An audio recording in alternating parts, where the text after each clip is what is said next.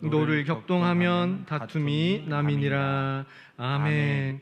이 시간 미물에게서 배우는 지혜라는 제목으로 함께 말씀 살펴보겠습니다. 먼저 좌우에 우리 장로님, 또 권사님, 집사님, 누구 성도님, 형제 자매님 서로 이렇게 인사하겠습니다. 잘 부탁드립니다. 잘 부탁드립니다. 인사는 했는데 어떤 걸 부탁하실 건가요? 그리고 잘 부탁을 드리겠다라는 건 그만큼 그 사람이 믿을만 하다, 지금 옆에 앉아 계신 분들이 믿을만 하다라는 뜻이 되거든요. 내가 뭔가 배울만 하다라는 의미가 되는데 어떠신가요? 감사하게도 대부분 동의를 하시네요. 네, 좋습니다. 우리가 방금 인사 나눈 것처럼 사람은 사람과의 사이에서, 사람들 틈에서 뭔가 배우게 마련입니다. 다만 더 나아가 사람이 아닌 존재를 통해서도 배우기도 하죠. 혹시 미물이라는 말을 들어보셨습니까? 어떤 걸 미물이라고 하나요? 뭔지는 알겠는데 설명이 좀 애매하고 어려우면 사전을 찾아보게 마련입니다. 국어 사전에는 인간에 비하여 보잘것없는 것이라는 뜻으로 동물을 이르는 말이라고 되어 있습니다. 인간에 비하면 보잘것없는 동물들, 미물이라고도 표현을 합니다. 그런데 인간이 이 미물을 통해서 지혜를 배우면 어떨까요? 예를 들어보겠습니다. 우리나라 역사상 거북이의 그 딱딱한 등껍질을 이용해서 배가 만들어졌었습니다. 뭐죠? 거북선 맞습니다. 그리고 미국에 세계 최초의 비행기가 만들어질 때 라이트 형제는 대머리 독수리가 하늘을 나는 그 모습, 특히 그 날개가 움직이는 그 모습을 보고 비행기를 만들 때 참고했다고 합니다. 전복 즐겨 드시나요? 전복 껍데기가 워낙 단단해서 100kg가 넘는 사람, 100kg가 넘는 물건이 사람이 올라가도, 전복 껍데기는 불과 요만한데 거기에 100kg가 넘는 사람이든 무엇이든 올라가도 깨지거나 부서지지 않는다고 합니다. 이 전복 껍데기 구조를 참고해서 전쟁 무기, 전차, 자주포, 장갑차 같은 그런 장갑 차량을 만들 때 전복을 참고했다고 하고요. 헬리콥터 제자리에서 이착륙이 되고 방향 전환이 워낙 자유로운 이 헬리콥터는 잠자리를 본떠 만들었다라는 것은 워낙 많이 알려진 그런 이야기입니다. 헬리콥터를 다른 말로 잠자리 비행기라고도 표현을 하더라고요. 그런데 오늘 본문에서도 미물을 통해 우리가 어떤 지혜를 배울 수 있다고 합니다. 오늘 말씀에 등장하는 미물들을 통해, 그들을 통해 우리가 하나님께로 더 가까이 나아갈 수 있기 바랍니다. 오늘 본문인 잠언 30장 아굴의 잠언이 이 후반부가 특이합니다. 이 아굴의 잠언 후반부를 다른 말로 숫자 잠언이라고도 합니다. 숫자 잠언. 이런 것이 서넛이 있는데, 그 다음에 다시 주제를 바꿔서 저런 것도 서넛이 있는데, 서넛이 있다라는 말이 30장 후반부에서 계속 반복이 됩니다. 물론 그 서너 개라는 말에 걸맞게 서넛이 있다라고 할 때마다 4개씩 무언가 예를 듭니다. 살펴보면요, 먼저 15절에서 16절은 거머리로 시작합니다. 15절과 16절 말씀 함께 읽겠습니다. 시작. 거머리에게는 2딸이 있어 다오다오 하느니라. 족한 줄을 알지 못하며 족하다 하지 아니하는 것 서넛이 있나니 곧 수홀과 악이 배지 못하는 태와 물로 채울 수 없는 땅과 족하다 하지 아니하는 불이니라. 아멘. 오늘은 가볍게 서넛이 있다 하는 이 잠언 평소에 읽을 때 어떤 생각이 드셨나요? 아무 생각을 하기가 어렵습니다. 그래서 오늘은 좀 가볍게 이 서넛이 있다라고 하는 것들이 어떤 것들을 말씀하고 또 잠언의 큰 주제를 향해 나아가는 것으로 보겠습니다. 자, 먼저 거머리입니다. 거머리에게는 2딸이 있다. 그리고 그 두 딸이 계속 달라고 한다고 시작을 합니다. 거머리, 아시다시피 사람이나 짐승의 달라붙어 피를 빠는 그런 건데요. 굳이 거머리가 피 빠는 사진을 찾아보겠다면 말릴 수는 없습니다만 비위가 약하신 분들에게는 권하고 싶지 않습니다. 그런데 거머리 중에 굳이 두 딸이라고 표현을 하는 게 뭐 그런 종류가 있다고 합니다. 거머리 중에 흡착판이 두 개가 있어서 흡착판 하나로는 사람이나 짐승에 달라붙고 나머지의 흡착판의 그 이빨로는 피를 빠는 겁니다. 그러면 이빨 자국이 두 부분 이상 나겠죠? 뭐 그렇게 이야기를 하는 분들도 있고, 내지는 거머리가 머리 꼬리가 이렇게 있어서 주로 머리 쪽에서 이빨을 물어서 피를 빠는데 마치 꼬리에서도 피를 빠는 것처럼 두 딸이 있어서 양쪽에서 피를 빠는 것처럼 뭐 그런 형상화를 했다라고도 하고 목사님들께서 여러 이야기를 합니다. 그러니까 거머리가 그 머리에 이빨로 피를 빠는 그것으로도 모자라서 무언가 두 부분을 동원한다라는 식의 어떠한 족한 줄을 알지 못하고 계속 피를 빤다라는 것을 형상화하기 위해서 두 딸이 있어 그 두 딸이 다들 달라고 한다고 이제 그렇게 표현을 하는 겁니다. 거머리를 통해 나타내는 것은 결국 계속해서 달라 하는, 아무리 채워주고 공급하고 해도 채워지지 않는 그 인간의 욕망, 탐욕을 상징하는 겁니다. 그리고 그 거머리의 모습을 근거로 다시 선엇이 있는데 라고 합니다. 족한 줄을 알지 못하는 선엇, 첫 번째 스올입니다. 스올은 쉽게 말하면 죽은 자들이 가는 곳입니다. 그러니까 스올이라고 표현할 때는 지금은 굳이 천국이나 지옥에 대한 구분 없이 이 땅에서의 삶을 마감하면 영혼이 이 땅을 떠나 옮겨가는 곳, 그곳을 통칭하는 것으로 생각을 하면 됩니다. 인류 역사가 천지창조로 시작된 이래부터 지금까지 수많은 사람들이 태어났고 죽는 것을 계속 반복해 왔습니다.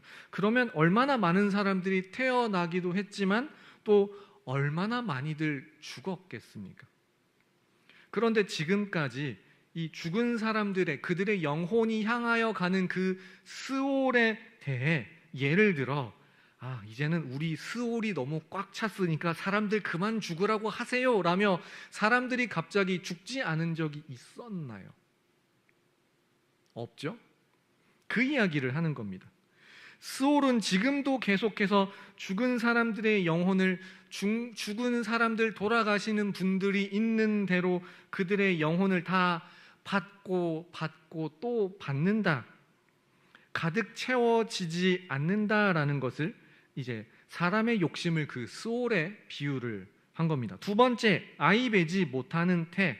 쉽게 말해 아이 낳기를 간절히 원하지만 아직까지 자녀가 한 명도 없는 부부라면 그 태 안에 아이를 가지기 위해 수단과 방법을 가리지 않을 것이다 라는 거고요. 세 번째, 물로 채울 수 없는 땅입니다. 가뭄으로 쩍쩍 갈라진 그 땅에 얼마나 물을 부어야만 그 갈라진 틈을 메울 수 있을까요? 오늘날에야 양수기를 돌린다 치지만 이때는 옛날입니다. 그런 것 없죠. 어렵습니다. 마지막 네 번째, 아무리 태워도 꺼지지 않고 족한 줄 모르는 불까지. 내가 거머리를 시작으로 다시 네 가지 어떠한 자연 만물이나 스올까지 동원해서 인간의 욕심이, 탐욕이 이처럼 끝이 없다라는 것을 보여주고 있습니다. 그 다음 문단이 바뀌어서 18절에서 20절은 어떠한 은밀함을 보여줍니다. 자연 만물들을 통해서 말이죠. 역시 네 가지 예를 듭니다. 첫 번째, 공중에 날아다니는 독수리가 19절에 나옵니다. 사람이나 동물은 그 땅의 상태에 따라 발자국이 남기도 합니다만 하늘에 나는 독수리, 하늘에 어떤 자국을 남기나요? 날개 자국 안 남죠? 두 번째는 반석 위로 기어다니는 뱀. 뱀이 물론 모래나 흙을 기어다닌 자국이 남겠습니다만 바위 위를 기어다니면 자국이 안 남습니다. 그 이야기고요. 세 번째는 바다 위로 다니는 배의 자취. 배가 지나간 직후에는 물결이 퍼지지만 오래지 않아 곧바로 뭐가 지나갔나? 아무 일이 없었다는 듯이 원상복구됩니다. 그리고 마지막 네 번째, 여기서 굉장히 어감이 묘해집니다. 남자와 여자가 함께한 자취. 덤으로 하나 더 음녀의 자취라고 말합니다. 마지막 네 번째, 남자와 여자가 함께한 자취와 음녀의 자취를 통해 말하고 싶은 것은 결국 무엇에 대한 은밀함일까요? 사람의 죄에 대한 은밀함입니다. 그 은밀함을 나타내기 위해 하늘을 나는 독수리가 그 흔적을 남기지 않는 것, 바위 위 뱀이 그런 것, 바다 위의 배가 그런 것을 거쳐 사람의 죄까지 넘어온 겁니다. 방금 우리는 멈출 수 없는 탐욕과 은밀한 죄를 보았고요. 그 다음으로 세상을 진동시키며 견딜 수 없게 하는 것이 있다라고 또 말씀을 합니다. 역시 네 가지가 그 다음 문단에 나옵니다. 첫 번째, 종이 임금된 것.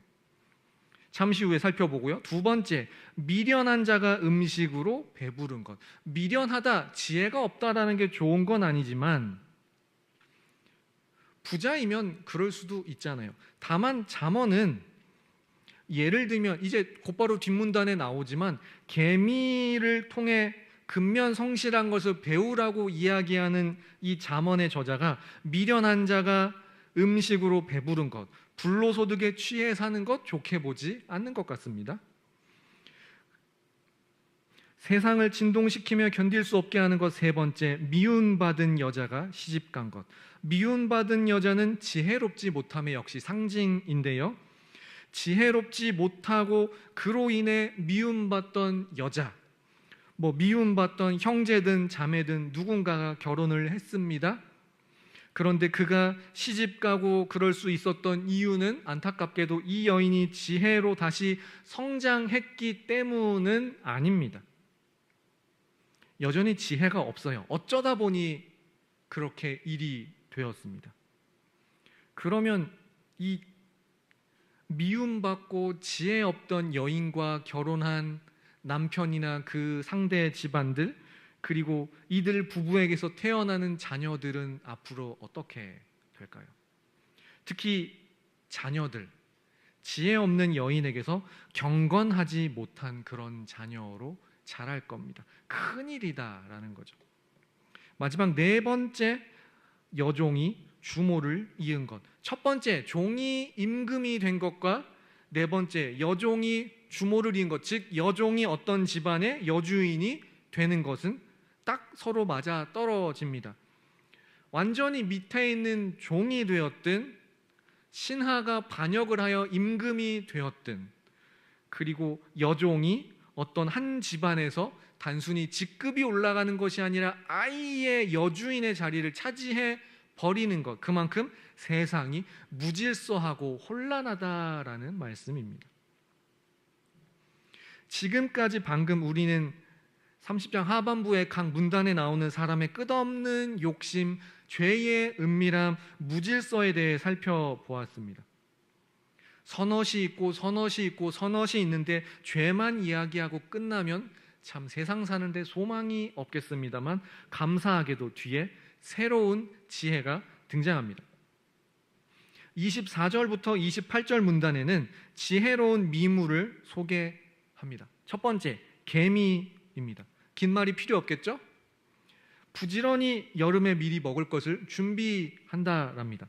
두 번째는 자기는 약하지만 대신 약한 자신을 위해 바위 사이에 집을 지어 자기 자신을 지키는 사반을 소개합니다. 사반은 너구리 정도로 보시면 됩니다. 세 번째, 임금 없이도, 어떠한 지휘자, 어떠한 대장이 없는데도 일정한 방향으로 잘도 떼지어 다니는 메뚜기입니다. 실제로 이 메뚜기는 오늘날도 아프리카나 몽골이나 중국 이 내륙 지역에서는 굉장히 공포이고 대책을 마련하려고 해도 잘 안 됩니다.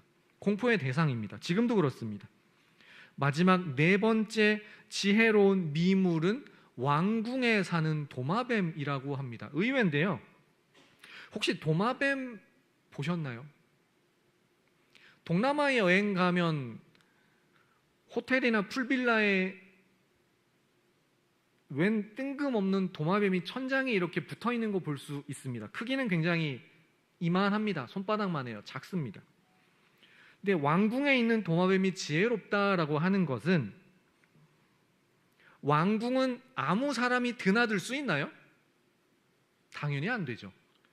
사람은 드나들지 못하지만 도마뱀은 마음대로 드나든다라는 그 이야기를 하려는 겁니다. 그래서 도마뱀이 마지막으로 지혜로운 미물로 선정되었습니다. 지혜로움을 이제 지혜로움으로 죄에서부터 지혜로움으로 넘어가 이제 마지막 숫자 잠언은 위풍당당한 미물을 소개합니다. 그리고 이들 위풍당당한 미물을 통해 30장 아굴 잠언의 최종 결론을 향해 나아가게 됩니다. 우리 29절부터 31절까지 말씀 함께 읽겠습니다. 시작. 잘 걸으며 위풍 있게 다니는 것 서너시 있나니 곧 짐승 중에 가장 강하여 아무 짐승 앞에서도 물러가지 아니하는 사자와 사냥개와 수렴소와 및 당할 수 없는 왕이니라. 아멘. 위풍 있게 다니는 것, 잘 걸으며 위풍 있게 다니는 위풍당당한 그러나 미물인 것, 미물임에도 위풍당당한 첫 번째는 사자입니다. 뭐 쉽게 상상이 가실 줄로 압니다. 두 번째 사냥개인데요. 왜 갑자기 사이즈가 확 줄었나 싶겠지만 사냥개들은 경우에 따라 사자나 호랑이도 사냥이 가능합니다. 우리나라에도 그런 종이 있죠. 풍산개라고. 호랑이 잡는 사냥개. 여러 마리 동원하면 가능하답니다. 그 다음에 세 번째는 수렴소. 뿔로 여기저기 들이받는 그 모습을 아마 형상화한 것이 아닌가 싶습니다. 그리고 마지막 네 번째가 특이합니다. 당할 수 없는 왕. 이건 미물이 아니라 사람이잖아요. 미물이 아님에도 미물에 대한 소개의 마지막 자리를 왕이 차지하게 한 것은 이 왕을 통해 마지막 아굴 잠언의 최종 결론과 연결하는 다리 역할을 이 왕이 하는 겁니다. 우리 32절과 33절 말씀 함께 읽겠습니다. 시작. 만일 내가 미련하여 스스로 높은 채 하였거나 혹 악한 일을 도모하였거든 내 손으로 입을 막으라. 대저 젖을 저으면 엉긴 젖이 되고 코를 비틀면 피가 나는 것 같이 노를 격동하면 다툼이 남이니라. 아멘. 숫자 잠언의 시작은 미물들을 통해 채워지지 않는 인간의 탐욕, 은밀한 죄, 어떠한 무질서를 소개하며 시작을 했습니다. 그러나 죄의 소개만 그치지 않고 미물들을 통해 세상 사는 데 필요한 지혜도 드러냈고 마지막에 위풍당당한 미물들의 모습을 거쳐 인간의 왕까지 등장을 했습니다. 그리고 그 인간 왕의 모습을 통해 마지막으로 하고 싶은 말은 결론인 32절, 33절에 나옵니다. 높은 채 했거나 악한 일을 도모하였거든, 즉 하나님과 사람 앞에서 교만하였거나 앞서 미물들을 소개한 여러 가지 죄들이 있었습니다. 탐욕이나 은밀한 죄나 세상의 질서를 뒤흔드는 어떠한 그러한 죄들, 도모한 것이 있다면 내 손으로 입을 막으랍니다. 숫자 잠언으로 소개한 그런 죄들로 왕에게 도전했다가는 위풍당당한 그 왕을 당해내지 못한다. 노를 격동하여 다툼이 나지만 막상 그 왕을 당해낼 수 없다라는 것을 말씀하는 겁니다. 차라리 그렇게 이미 내가 범죄했거나 반역하려 했거나 죄를 도모한 적이 있다면 지금이라도 입을 막으라. 그렇지 않으면 33절처럼 왕의 노를 격동하고 다툼이 날 것이다. 그리고 그 왕을 당해내지 못할 거다라는 것을 말씀하기 위함인 겁니다. 그런데 이 아굴의 잠언이 재미있는 것이 마지막에 죄에 대해서 도모했다면 어쨌든 겸손하게 입을 막아라, 안 그러면 다툼이 난다라고 합니다만 이 겸손에 대한 이야기를 제일 처음에도 했습니다. 처음과 끝이 똑같습니다. 비슷하죠. 처음에 아굴 잠언의 총 주제를 꺼내며 시작을 했고 다시 그 총 주제로 마무리를 하는 겁니다. 아굴 잠언의 앞부분을 확인해 보죠. 4절 말씀 함께 읽겠습니다. 시작. 하늘에 올라갔다가 내려온 자가 누구인지, 바람을 그 장중에 모은 자가 누구인지, 물을 옷에 싼 자가 누구인지, 땅의 모든 끝을 정한 자가 누구인지, 그의 이름이 무엇인지, 그의 아들의 이름이 무엇인지 너는 아느냐. 아멘. 아멘. 아굴 잠언의 시작은 하늘에 올라갔다가 내려온 자, 바람을 손바닥 안에 모은 자, 천지창조와 같은 이야기를 하며 이러저러하게 자연 만물을 창조하고 다스린 자에 대해 너는 아느냐? 라고 시작을 했습니다. 그러면서 하나님 앞에서 겸손할 것을 요구하는 것처럼 그렇게 소개를 했죠. 마지막도 마찬가지입니다. 미물이다, 미물이다라고 계속 했지만 잘 생각해 보면 그 미물 우리 사람이 만들었나요? 하나님께서 만드셨습니다. 하나님께서 6일에 걸쳐 천지를 말씀으로 창조하시던 그때 우리는 없었습니다. 아굴의 잠언 방금 읽은 4절은 그 이야기를 하는 겁니다. 하나님 앞에서 우리가 겸손할 수밖에 없다. 하나님을 두려워할 수밖에 없다. 즉 여호와를 경외할 수밖에 없다. 좀 더 보태요. 겸손함으로 나아갈 수밖에 없다라는 것으로 30장의 잠언이 시작을 했고 마찬가지로 그렇게 끝맺음을 하고 있는 겁니다. 말씀을 정리합니다. 오늘은 미물을 통해 우리 사람의 때로는 부끄러운 여러 죄악들이 드러나기도 했고 미물을 통해 지혜가 나타나기도 했습니다. 죄든 지혜든 미물을 통해 자연을 통해 배웠습니다. 미물들이 도리어 위풍당당한 것도 살펴보았고 그 위풍당당한 모습을 연결점으로 해서 하나님께로 나아갔습니다. 우리가 하나님 앞에 겸손해야 함을, 두려우신 그 하나님 여호와를 경외해야 함을 살펴보았습니다. 잠언에서 참 여러 가지의 이야기를 들려드립니다만 큰 줄기는 같습니다. 겸손히 여호와 하나님을 경외하라라는 것입니다. 겸손히 하나님을 경외하는 그 믿음으로 살아가는 우리가 될 수 있기를 소망합니다. 제가 기도하고 마치겠습니다.